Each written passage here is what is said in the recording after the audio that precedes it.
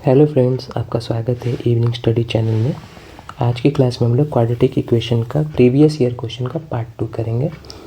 Last class मैंने part 1 करवाया था, तो उसकी लिंक मैं डिस्क्रिप्शन बॉक्स में डाल दूँगा।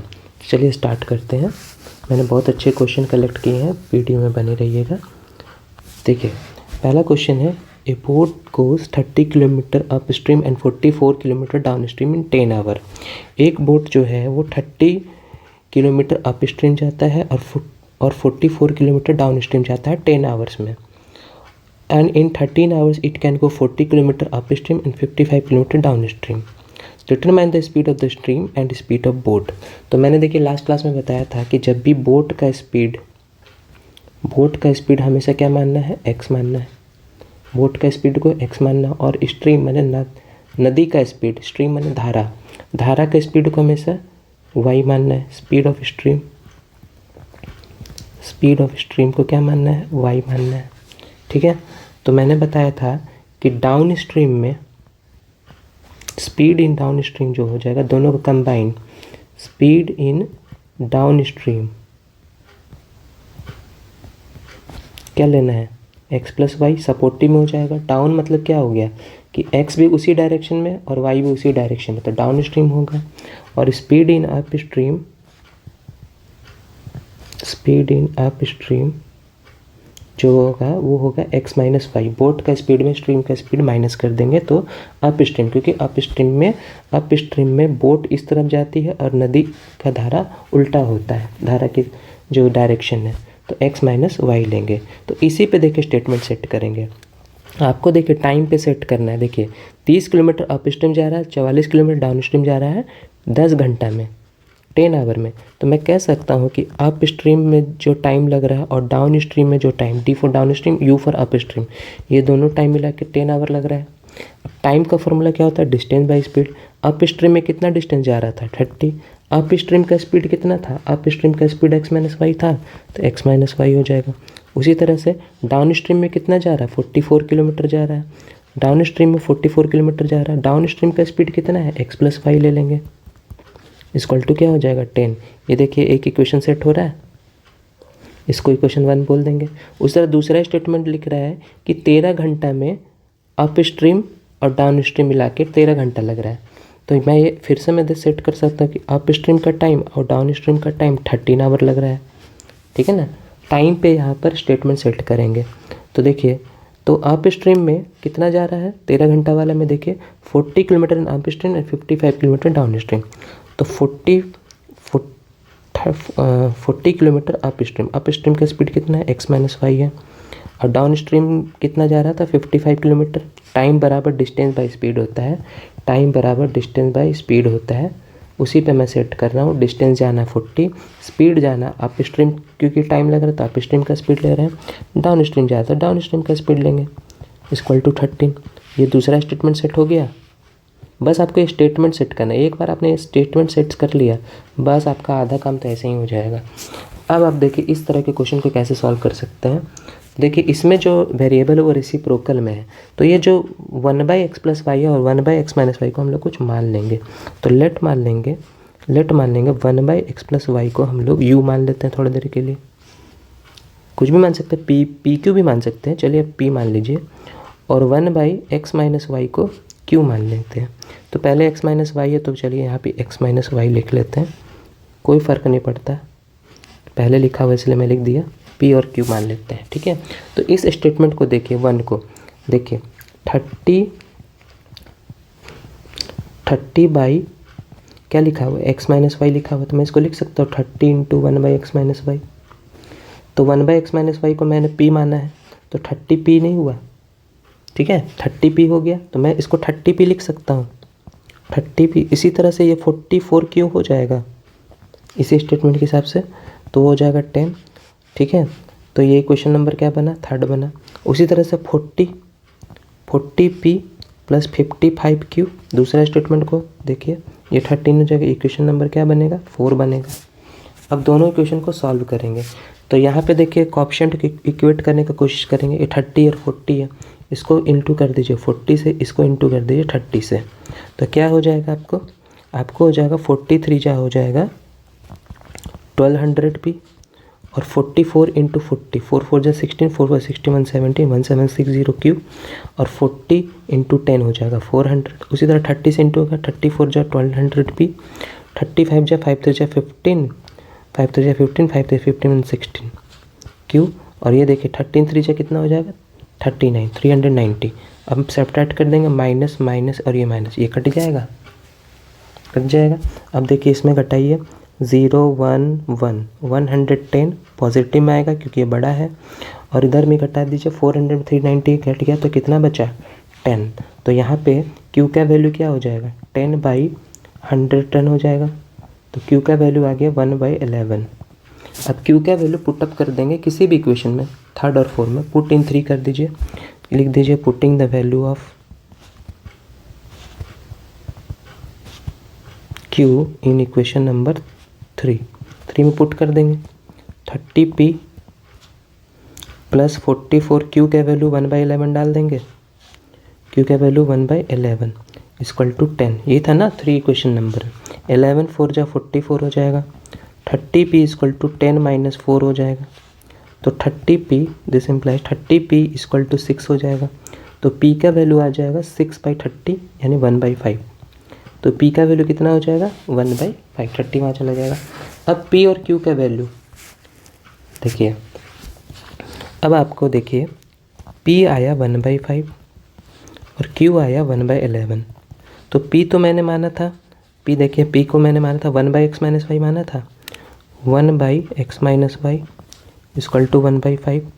तो इसको पलट दीजिए तो x माइनस वाई बराबर 5 होगा। q को मैंने माना था 1/x प्लस वाई जो कि 1/11, कितना है 1/11। तो x plus y equal to क्या हो जाएगा 11 हो जाएगा। अब इस दोनों को सॉल्व कर लेंगे, तो सॉल्व तो आपको आता होगा, x minus y equal to 5 और x plus y equal to 11। ठीक है, सीधा सब्ट्रैक्ट ऐड कुछ भी कर दीजिए, ऐड ही कर दीजिए तो साइन चेंज नहीं होगा। 2x हो जाएगा, 11 प्लस 5 16 हो जाएगा, x इक्वल टू 8 आ जाएगा। ठीक है, x इक्वल टू 8 आ जाएगा। तो y कितना आ जाएगा 8 डाल दीजिए x का वैल्यू, y हो जाएगा 3, 8 8 3 11। तो यही आपका x और y का वैल्यू आ गया आंसर। ठीक है, बहुत शानदार क्वेश्चन, बोट स्ट्रीम का क्वेश्चन बहुत अच्छा होता है, आपको हमेशा काम आएगा। कंपटीशंस में भी आप जाइएगा तो बोट स्ट्रीम का क्वेश्चन आपको पूछा जाता है किसी भी कंपटीशन में। ठीक है, तो नेक्स्ट क्वेश्चन चलते हैं। 2 water taps together can fill tank in 1/7/8 hour. 2 water tap जो है वो एक टंकी को फिल कर सकता है इतना आवर में। The tap with longer diameter, longer माने बड़ा डायमीटर, ठीक है, मोटा डायमीटर का जो है वो 2 घंटा कम लेता है then the tap with smaller one fill the tank separately.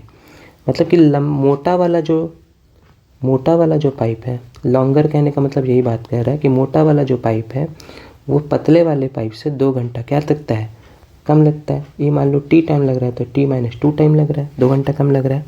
ठीक है, find the time in which each tap will fill the tank separately. कितने टाइम में दोनों जो है वो अलग अलग टंकी को भर पाएगा, ये वो पूछ रहा है। तो देखिए कैसे बना सकते हैं। इसमें मान लीजिए कि देखिए बड़ा वाला 2 घंटा कम ले रहा है ना, छोटा वाला मान लीजिए टी टाइम में कर रहा है, टी आवर में करेगा। लेट मान लेंगे कि द क्या बोला यहाँ पे वर्ड यूज किया, smaller, the smaller diameter pipe takes T hour, मान लेंगे कि टी आवर लगेगा। ठीक है, देन द लार्जर डायमीटर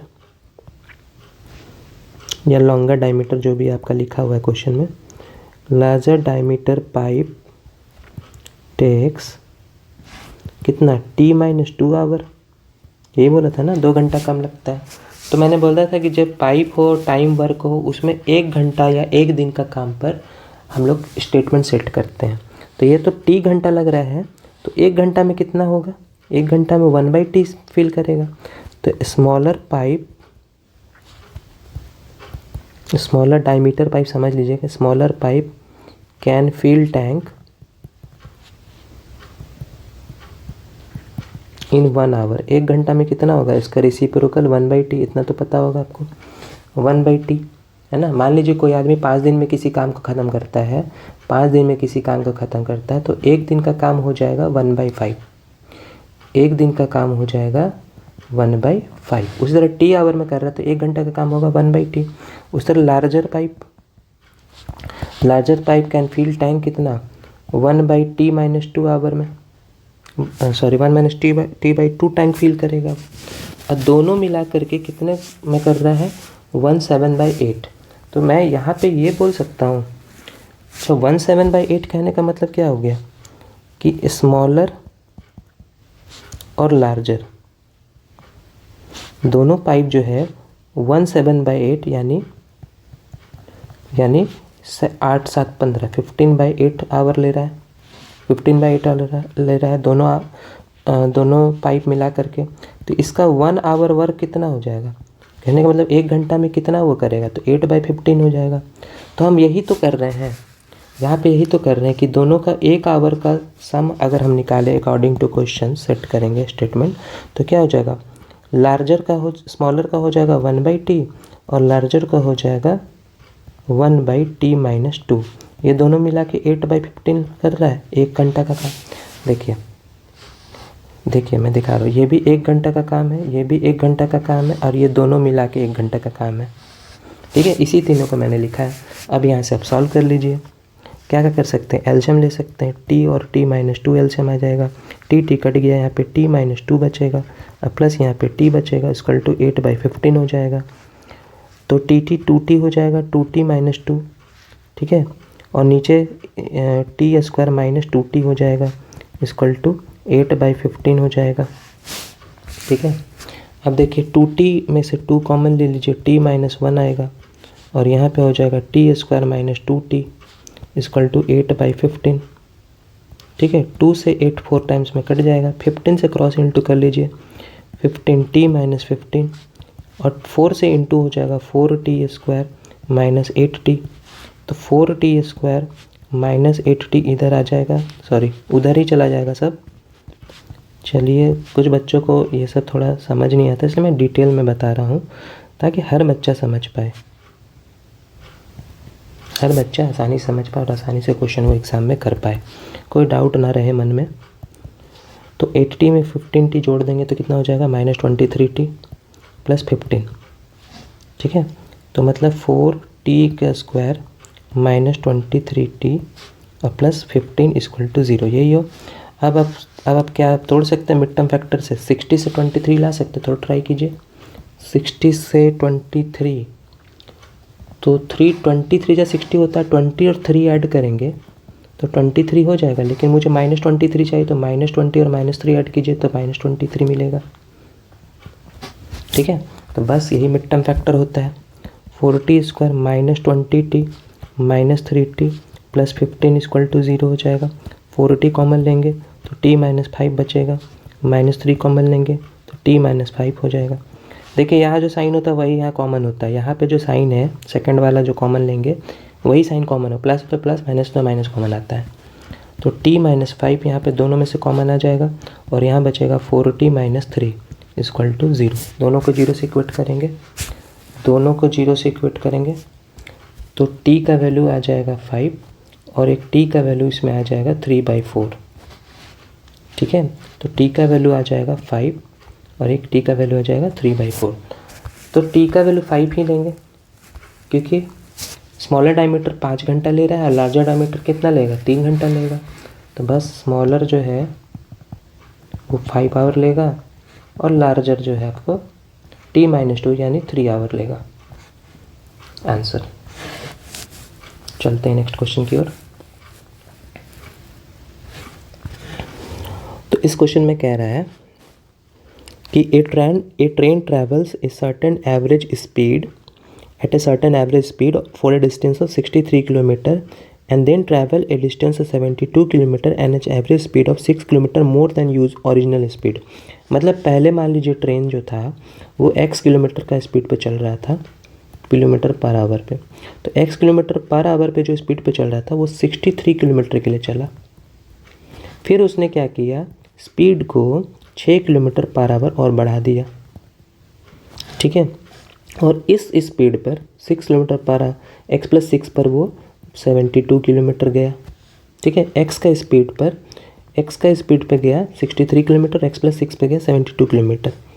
अब कह रहा है कि it takes 3 hour to complete the total journey, दोनों जर्नी मिला करके उसको 3 घंटा लगा। तो what is the original average speed. बड़ा ही आसान क्वेश्चन है। लेट मान लेंगे कि ओरिजिनल एवरेज स्पीड, इस तरह स्टेटमेंट आपको एग्जाम में लिखना पड़ेगा, आप डायरेक्ट नहीं बना सकते, फिर नंबर कट जाएंगे। x kilometre per hour, let मान लेंगे कि ओरिजिनल एवरेज स्पीड है x किलोमीटर पर आवर है, और इंक्रीज स्पीड कितना है, इंक्रीज स्पीड वो है x plus 6 kilometre per our, यही बोला था ना। अब कहता है कि जो टोटल टाइम लग रहा है, मतलब कि ओरिजिनल पे और इंक्रीज पे, यही ना बोला, इंक्रीज्ड, समझिए इंक्रीज लिखा हुआ है, tx प्लस 6 लिख लीजिए ना, और यहाँ tx लिख लीजिए। अब समझ आ रहा हो ना कि x प्लस ओरिजिनल स्पीड और इंक्रीज स्पीड पे टोटल टाइम उसको लग रहा है 3 आवर। तो टाइम का फॉर्मूला क्या होता है, डिस्टेंस बाय स्पीड होता है।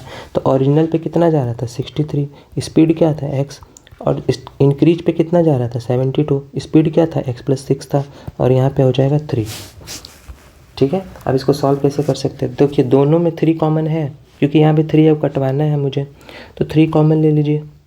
तो 3 2 जा 6, 3 1 जा 6, और यहाँ पे 3 से कॉमन हो जाएगा, 3 2 जा 6, 3 4 जा 12, और बाई x प्लस 6 हो जाएगा, इक्वल टू हो जाएगा 3। ये 3 3 कट गया, यहाँ पे क्या बचा, 0 नहीं 1 बचा, 1, ठीक है। कई लोग 0 लिख देते हैं, 1 बच रहा है, क्योंकि 3 डिवाइड होगा वहाँ से, 3/3 1 आ जाएगा ना, x कट जाएगा तो 21 से x प्लस 6 हो जाएगा। और भी कॉमन हो रहा है, लेकिन 3 कटवा देंगे। अब बोलेंगे सर और भी कॉमन हो रहा है क्या, हाँ हो रहा है, बिल्कुल हो रहा है। x प्लस 6 हो जाएगा तो 24x इक्वल टू 1। प्रॉब्लम को आपको सिंपल बनाना है, कटकुट करके ज़्यादा कॉम्प्लेक्स नहीं बनाना है। तो देखिए यहाँ पे क्या कीजिए, 21x हो जाएगा, प्लस 6 1 जा 6, 6 2 जा 12, प्लस 24x आ जाएगा, और यहाँ क्रॉस इंटू हो जाएगा x स्क्वायर प्लस 6x, समझ गए होंगे।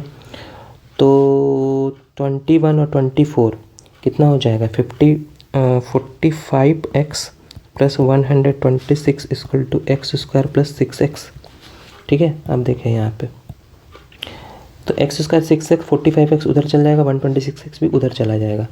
तो लिख सकते हैं ऐसे, माइनस 45x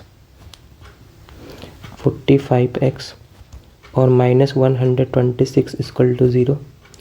तो x स्क्वायर 45 6 घटा दीजिए, माइनस में आएगा 39x, अब माइनस 126 इक्वल टू 0। क्या 126 इंटू 126 हो रहा है नेगेटिव में, और इसे माइनस 39 लाना है। तो 6 2 8 1 9, देखते हैं 9 से डायरेक्ट काट के कुछ आता है कि नहीं। 9 1 जा 9 हो जाएगा, 9 4 जा 36, 14 9 से 39 नहीं आ रहा है।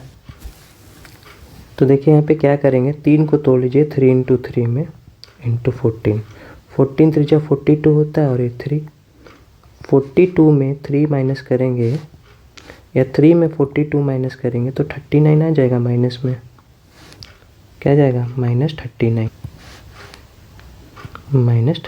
आ रहा है। तो बस यही आपको लिखना है, 3 और minus 42, x square plus 3x minus 42x और माइनस 126 इक्वल टू 0। तो बाकी मिटा लीजिए, ठीक है। 42 में 3 गया तो 39, तो x कॉमन लीजिए, x प्लस 3 बचेगा, माइनस 42 कॉमन लीजिए, x प्लस 3 बचेगा इक्वल टू 0, x माइनस 42 और x प्लस 3 इक्वल टू 0 हो जाएगा। तो x की वैल्यू हो जाएगी 42 और x की वैल्यू हो जाएगी 3 माइनस 3। तो कौन सा आंसर पॉसिबल है, 42। Is that clear, 42 answer possible, क्योंकि स्पीड नेगेटिव हो नहीं सकता है, ठीक है। अच्छा क्वेश्चन था ये। नेक्स्ट क्वेश्चन चलते हैं। A takes 6 days less than B to do work. A जो है B से 6 दिन कम लेता है काम करने के लिए। If both if both A and be working together can do work in 4 days, दोनों मिला के 4 दिन में काम ख़त्म कर देता है, तो how many days will be take to finish it, B कितना दिन लगेगा करने में। ए को 6 दिन कम लगता है बी से, तो ए किस पे डिपेंड हो रहा है, बी पे डिपेंड हो रहा है, तो पहले बी को ही मान लेते हैं कि लेट मान लेंगे B takes X days to finish work, B जो है एक्स डे लगेगा, ठीक है। तो A takes then A takes कितना 6 दिन कम लगता है X minus 6 day to finish work, दोनों मिला के 4 दिन में काम करता है। मैं बोल सकता हूँ ए प्लस बी मिलाकर कितना दिन में काम कर रहा है 4 दिन। तो अभी मैंने बताया कि इसका ये जितना भी चेंज स्टेटमेंट सेट होता है 1 दिन पे होता है, तो इसका 1 डे वर्क क्या आएगा 1/x आएगा, इसका 1 डे वर्क क्या आएगा 1 - x - 6 हो जाएगा। मैंने पिछले क्वेश्चन में अच्छे से स्टेटमेंट लिख के बताया, तो आप इस तरह स्टेटमेंट लिख लीजिएगा, और इसका 1 डे वर्क क्या हो जाएगा 1/4 हो जाएगा। तो मैं स्टेटमेंट्स ऐसे सेट कर सकता हूँ कि 1/x + 1/x - 6 = 1/4 हो जाएगा। यही आपका according to question statement set हो गया। तो ए का 1 डे वर्क, बी का 1 डे, दोनों मिला के 1 डे वर्क, ठीक है। अब आप बना सकते हैं यहाँ पे एलसीएम ले लीजिए, x और x + x - 6 एलसीएम आ जाएगा, एक्स कट जाएगा, यहाँ बचेगा x - 6, फिर प्लस x - 6 कट जाएगा, x बचेगा, x बन जाए x हो जाएगा = 1/4। तो क्या कट रहा है, कुछ नहीं कट रहा है, तो यहाँ पे हो जाएगा 2x - 6 और यहाँ पे x² - 6x = 1/4। क्रॉस इंटू कर लीजिए, 4 × 2 = 8x - 24 = x² - 6x। सारे को उधर लेके चले जाएंगे, x² - 6x - 8x + 24, तो क्या हो जाएगा x² 6x 8x 14x और +24 = 0। 24 से क्या लाना है आपको 14 लाना है, 24 × 1 = 24 हो रहा है, 24 से 14 लाना आएगा, बिल्कुल आएगा। 24 को थोड़ा सोचिए, 2 से काटिए तो 12 दूनी 24 हो रहा है, 12 × 2, और 12 और 2 -12 और -2 जोड़ देंगे तो आ जाएगा -14। अगर आप नहीं तोड़ पा रहे सीधा फार्मूला मेथड लगा लीजिए, टाइम वेस्ट करने से कोई फ़ायदा नहीं है, फार्मूला लगा लीजिए, वहाँ से तो आपको मिल ही जाएगा। तो -2x और -12x कोई भी आगे पीछे लिख सकते हैं, 12 भी आगे लिख सकते हैं, 2 भी आगे लिख सकते हैं, कोई दिक्कत नहीं है। तो x कॉमन हो जाएगा तो x - 2 और -12 कॉमन हो जाएगा, तो यहाँ देखिए यहाँ प्लस है, प्लस हो जाएगा, -12 कॉमन होगा तो x - 2 हो जाएगा = 0, फिर x - 2 और यहाँ x - 12 = 0, तो x की वैल्यू हो जाएगी 2 और x की वैल्यू आ जाएगी 12। तो कौन सा आंसर पॉसिबल है, तो a मान लीजिए x दिन में काम कर रहा है, तो b जो है देखिए 2 नहीं हो सकता है, 12 हो सकता है। 2 इसलिए नहीं होगा क्योंकि अगर b 2 दिन में काम कर रहा है तो a 2 - 6 नेगेटिव दिन में तो काम नहीं करेगा ना, इसलिए 12 आंसर पॉसिबल है। तो b को लगेगा 12 डे और a को लगेगा 12 - 6 यानी 6 डे, ठीक है। तो अगला क्वेश्चन चलते हैं। अगला क्वेश्चन कह रहा है कि a rectangular park is to be design whose breadth is 3 metre less than its length. काफ़ी लंबा क्वेश्चन है, ये सारे क्वेश्चन CBSE में पूछे हुए हैं, ICSE वाले बच्चों के लिए बहुत इंपॉर्टेंट है। इसी तरह का क्वेश्चन आपके एग्ज़ाम में पूछा जाता है, ठीक है। तो बिल्कुल आप भी ध्यान दीजिए ICSE वालों, ठीक है। मैं जानता हूँ ICSE वालों को इंग्लिश थोड़ा ज़्यादा पसंद है, कोई बात नहीं, हिंदी में भी सीख लीजिए, ठीक है। तो a rectangular park is to be design whose breadth is 3 metre less than its length. Rectangular park जो डिज़ाइन इसका किया गया है कि उसका ब्रेथ जो है वो 3 मीटर कम है लेंथ से, ठीक है। And its area is to be 4 square metre more than the area of park that has already been made in the shape of isosceles triangle with its base as the breadth of the rectangular park and altitude 12 metre. काफ़ी देखिए, काफ़ी बड़ा lengthy question है, हम लोग एकदम part by part में पढ़ेंगे। पहले देखिए रेक्टेंगुलर पार्क है, इस तरह से डिज़ाइन किया गया, ये रेक्टेंगुलर पार्क है मान लीजिए, चलिए थोड़ा रेक्टेंगुलर पार्क अच्छे से बना लेते हैं। ये रेक्टेंगुलर पार्क है, ठीक है। इसका डिज़ाइन इस तरह किया गया है कि whose breadth is 3 metre less than is length.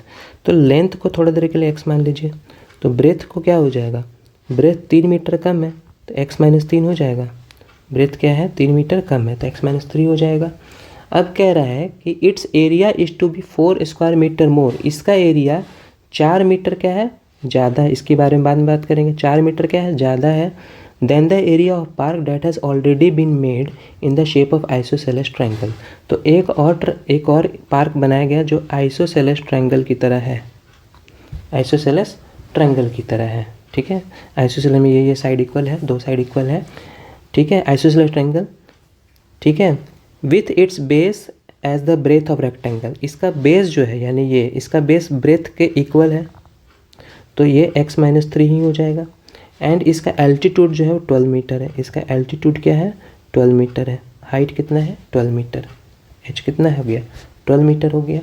Find the length and breadth of the rectangular park. तो देखिए यहाँ पे जो main 4 metre square metre more है, एक इसका एरिया ज़्यादा है। रेक्टेंगल के एरिया और इसका एरिया और इसका एरिया में डिफरेंस, मान लीजिए रेक्टेंगल के एरिया को A1 बोल देते हैं और इसका एरिया को क्या बोल देते हैं, A2। तो A1 और A2 का डिफरेंस ही दिया हुआ 4 मीटर स्क्वायर। फिर से पढ़िए क्या लिखा, रेक्टेंगुलर पार्क के बारे में बात किया था। इसका एरिया जो है, its area is to be 4 square metre more than the area of park which in the shape of isosceles triangle. ठीक है, मतलब इसका एरिया जो है 4 मीटर ज़्यादा है आइसोसेलेस ट्रायंगल से। तो बस अब बना लेना है। तो फिगर में आप समझ ही गए होंगे कि क्या क्या लेना है। लेंथ को x मान लेंगे, ब्रेथ को x माइनस 3 मान लेंगे, तो आइसोसेलेस ट्रायंगल का बेस हो जाएगा x माइनस 3। तो मैंने लिखा कि A1 minus A2 equal to मैंने लिखा 4। A1 को किसको बोला मैंने, रेक्टेंगल के एरिया को बोला मैंने। रेक्टेंगल के एरिया क्या होता है, लेंथ इंटू ब्रेथ होता है, तो x इंटू x माइनस 3 हो जाएगा। फिगर में आप देखिए ध्यान से, x इंटू एक्स माइनस 3 लिख सकते हैं। यहाँ माइनस ब्रैकेट दीजिए यहाँ पे। इसका एरिया क्या होगा, half into base into height होता है। हाफ इंटू बेस क्या है, x माइनस 3 है, यही ना बेस है इसके लिए। और हाइट कितना है, एल्टीट्यूड को हाइट बोलते हैं, जो कि 12 दिया हुआ है। ठीक है, और ये दिया हुआ है 4। बस आप सॉल्व करना है। तो देखिए x इंटू एक्स माइनस 3 क्या हो जाएगा, एक्स स्क्वायर माइनस 3x हो जाएगा।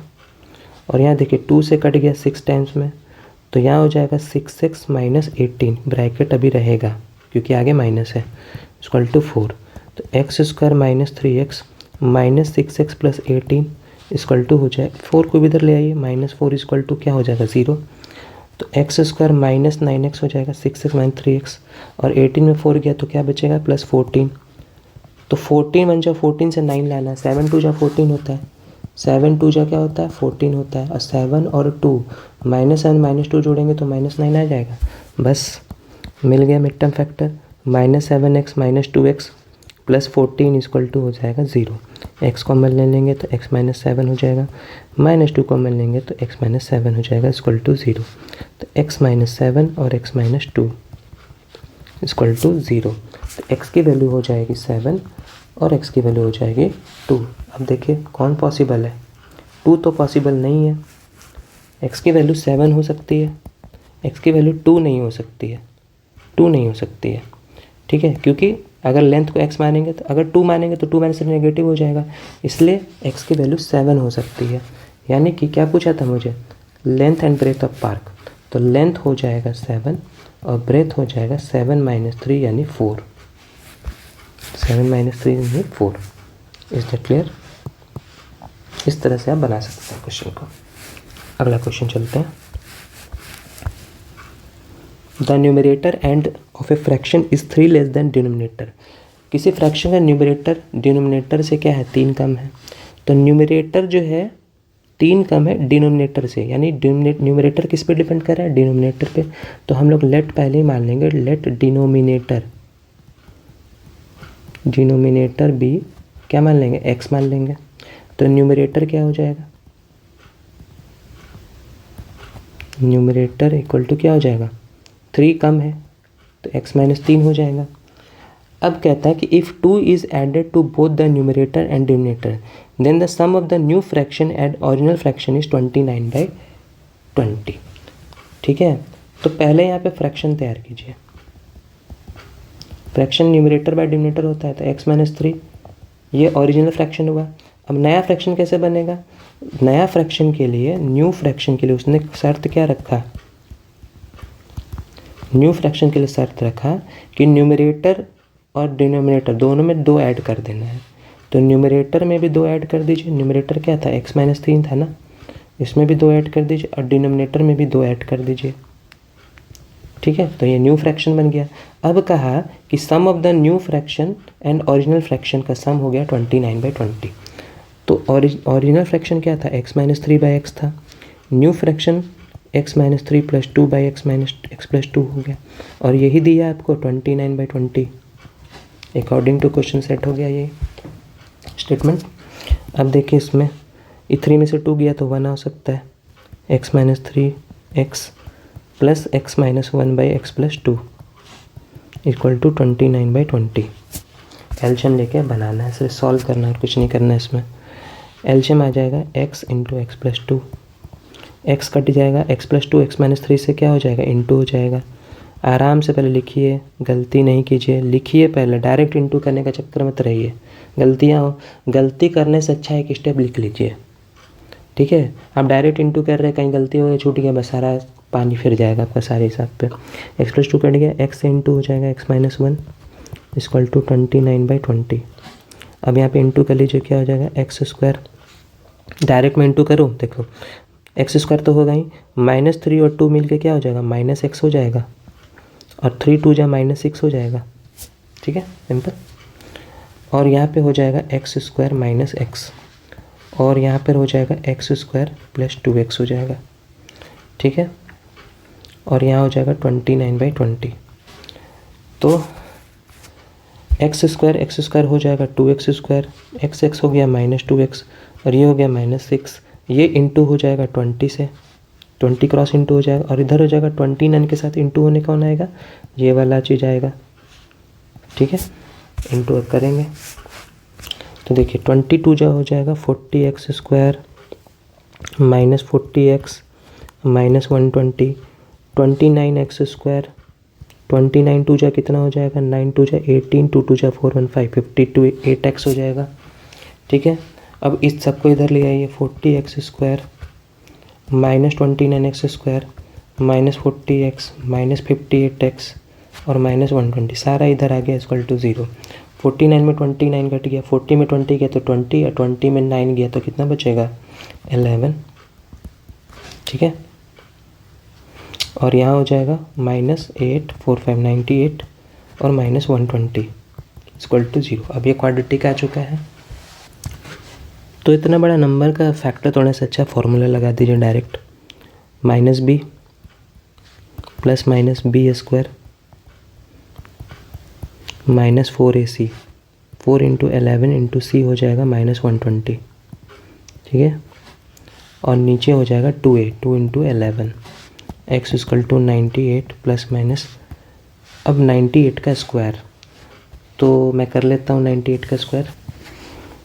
98 का स्क्वायर आएगा 9604, और यहाँ पे माइनस माइनस प्लस हो जाएगा 44 × 120, 120 × 44 करना है। 12 चौक 48, 12 चौक 48, 4 52। ठीक है, तो हो जाएगा 5820। ठीक है, हिंदी टेबल का आदत है, इसलिए हिंदी टेबल में पढ़ रहा हूँ। कोई बात नहीं, आप लिखते हो। कैलकुलेशन स्पीड बढ़ाई, चाहे हिंदी में हो या इंग्लिश, आपके कैलकुलेशन स्पीड अच्छा होना चाहिए। 98 प्लस माइनस यहाँ पे ऐड कर दीजिए, क्या हो जाएगा? 4 8 6 2 8 9 5 14 बाई 22। ओके, अब इसका स्क्वायर रूट कैसे निकालेंगे? स्क्वायर रूट, इतना बड़े नंबर का स्क्वायर रूट डिवीजन मेथड से ही निकाल सकते हैं। इस तरह से, इस मेथड से आप निकाल सकते हैं। ठीक है, 14884 है। इसमें पेयरिंग इधर से करते हैं, ये पेयर बन गया, ये जोड़ा बन गया, ये बेचारा सिंगल रह गया, सिंगल रह गया। तो इसमें रिपीटेड नंबर ही लगता है, 1 1 जा 1 होता है। ठीक है, यहाँ 1 1 2 हो जाएगा और ये कट जाएगा। अब उतरेगा 48, तो 2 के साथ एक और नंबर सोचिए जिसको उसी से नंबर से इंटू करें तो 48 से छोटा या उसी के बराबर आ जाए। तो मेरे हिसाब से 2 से 2 को इंटू करेंगे तो आ जाएगा 44, और ये 2 लगाया तो यहाँ भी लगा लीजिए। ठीक है, अब देखिए ये कितना हो जाएगा 4, और ये कट गया, ये 24 हो जाएगा। अब किसकी बारी है? 84 की बारी है। तो फिर देखिए 2 लगाइए फिर से, और यहाँ भी 2, तो देखिए 2 2 जा 4, 4 2 जा 8, 2 2 जा 4, कट गया ये। तो कितना है स्क्वायर रूट 122। तो मैं इसको इसके जगह पे लिख सकता हूँ 98 ± 122/22। तो पॉजिटिव वाला ही लेंगे, क्योंकि नेगेटिव में लेंगे तो वो नेगेटिव आ जाएगा। डेट इज़ आएगा 8 to 10, 9 to 11, 1 12 और 1 1 2 222/22। ये आ जाए कट जाएगा 10 टाइम्स में, तो x की वैल्यू आ जाएगी आपको 10। तो क्या पूछा था आपसे, न्यूमरेटर और डिनोमिनेटर पूछा था। डिनोमिनेटर आ गया x 10 और न्यूमरेटर 10 - 3। तो ये डिनोमिनेटर आ गया 10 और न्यूमरेटर आ जाएगा 10 - 3 यानी 7 आ जाएगा। ठीक है, फिर फ्रैक्शन बना लीजिए, 7/10 आ जाएगा आपका फ्रैक्शन। ठीक है, चलिए बढ़ते हैं नेक्स्ट क्वेश्चन की ओर। ये बहुत अच्छा क्वेश्चन है। कह रहा है कि diagonal of a rectangular field is 16 metre more than shorter side. एक रेक्टेंगुलर फील्ड का डायगोनल जो है, तो चलिए फिर से हम लोग रेक्टेंगुलर फील्ड बना लेते हैं। ये रेक्टेंगुलर फील्ड है, इसका जो डायगोनल है, ये डायगोनल मान लीजिए। ठीक है, इसका जो डायगोनल है इस 16 metre more than shorter side. तो एक शॉर्टर साइड इसको मान लीजिए x, ये शॉर्टर साइड से 16 मीटर क्या है, ज़्यादा है, x + 16 या 16 + x। ठीक है, and if the longer side is 40 metre more than shorter side, और लॉन्गर साइड यानी ये वाला जो है 14 मीटर ज़्यादा है देन शॉर्टर साइड से। शॉर्टर साइड से ये 14 मीटर ज़्यादा है। ठीक है, शॉर्टर साइड से क्या हो जाएगा,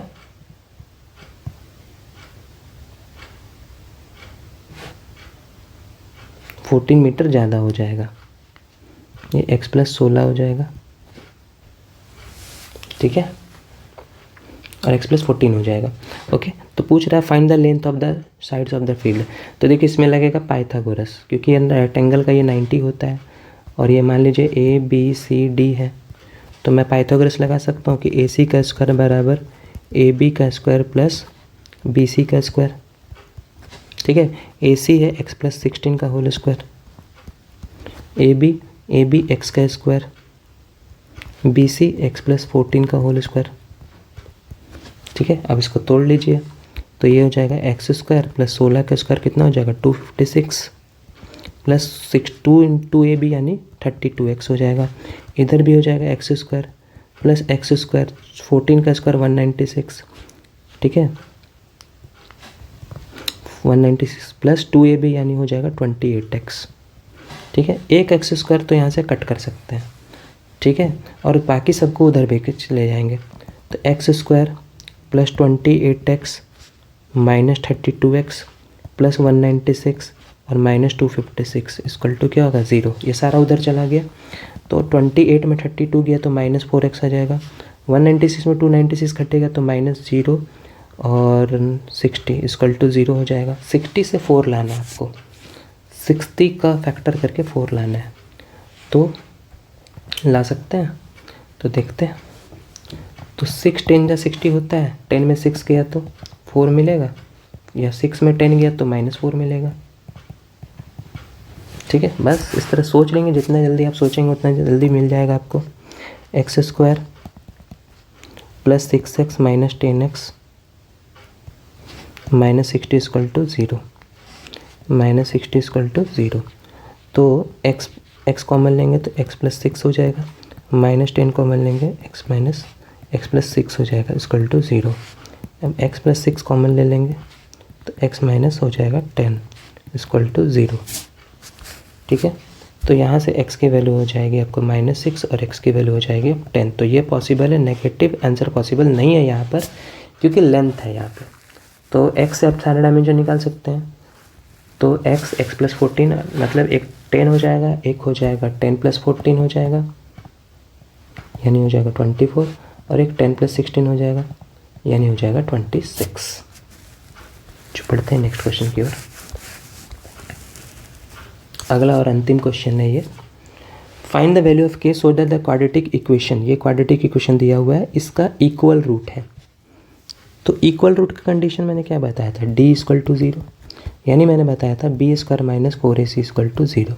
अब सवाल है bac कौन है इसमें, तो देखिए x² के आगे वाला ऑप्शन a है, तो पहले लिख लीजिए a, 4 माइनस के है आपको, 4 माइनस के।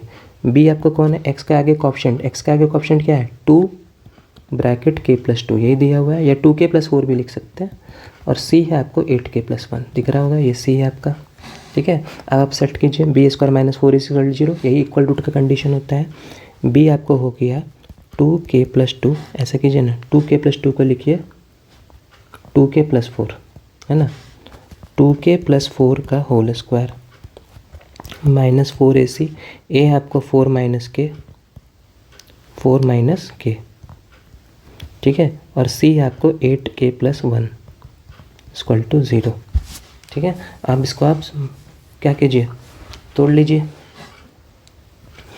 तो तोड़िए, कोई पाई नहीं, यहाँ पे a प्लस बी का होल स्क्वायर हो जाएगा 4k स्क्वायर, क्या हो जाएगा 4k square plus 16 plus 2ab करेंगे तो 4 2 जा 8 2 जा 16k हो जाएगा। और यहाँ पे देखिए -4 अभी रहने दीजिए, पहले ये दोनों को तोड़ लीजिए, क्या हो जाएगा 8 4 जा 32k plus 4 minus 8k square और माइनस k इक्वल टू 0। अब 4 से इंटू कर लीजिए, या 4 कॉमन भी ले सकते हैं। 4 अगर आप 2 नहीं अंदर लेते तो 4 कॉमन आ जाता, बिना मतलब का इंटू कर दिए, कोई बात नहीं, 4 को अभी भी कॉमन ले सकते हैं। तो इसमें से आएगा k स्क्वायर प्लस 4 और प्लस 4k, और यहाँ -32 माइनस तो रहेगा ना, -32k minus 4 minus 8 plus 8k square हो जाएगा और plus k equal to 0। 4 common लेने का मकसद ये है कि उधर जाके 0 हो जाएगा। तो 8k स्क्वायर और 1k स्क्वायर मिलकर 9k स्क्वायर हो जाएगा। 4k 32k और k, 4k और 1k 5k हो जाएगा, और 32 में 5 घटा दीजिए तो -27k हो जाएगा। और 4 और 4 यहाँ से कैंसिल आउट हो जाएगा, बस इक्वल टू 0।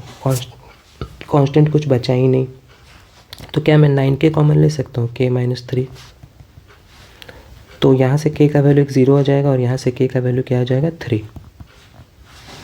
तो k का वैल्यू 3 और k का वैल्यू 0 दोनों ही पॉसिबल है। Is that clear? तो इस वीडियो में इतना ही क्वाड्रेटिक इक्वेशन के लिए। प्लीज़ आपसे रिक्वेस्ट है कि चैनल को सब्सक्राइब कर दें। आप वीडियो देखते हैं तो प्लीज़ सब्सक्राइब कीजिए।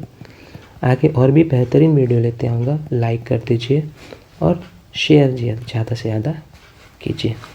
Thank you very much.